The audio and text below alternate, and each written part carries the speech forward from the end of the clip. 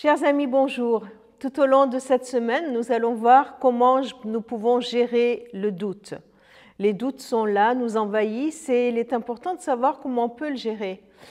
J'aimerais prendre la réponse à cette question sous l'angle suivant. Si la foi était un muscle, eh bien demandons-nous comment on peut exercer ce muscle, comment on peut muscler notre foi. Pour aujourd'hui, je vous propose un verset qui se trouve dans l'épître de Paul aux Romains, au chapitre 10, verset 17. Ainsi, la foi vient de ce qu'on entend, et ce qu'on entend vient de la parole de Dieu.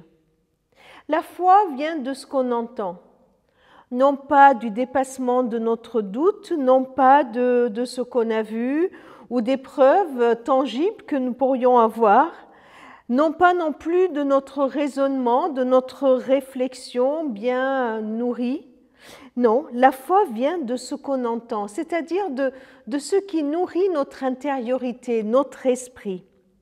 Il est important pour nous de prendre conscience des paroles et des pensées qui nous inondent, parce que ces paroles et ces pensées vont construire notre foi.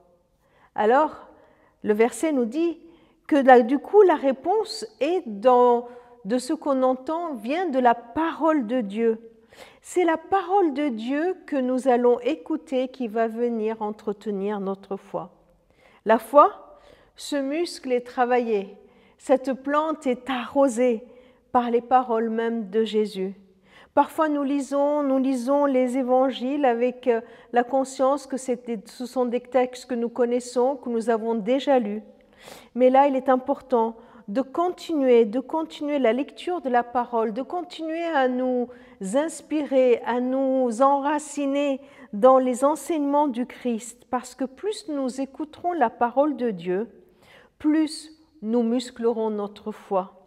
La foi vient de ce qu'on entend, et ce qu'on entend vient de la parole de Dieu.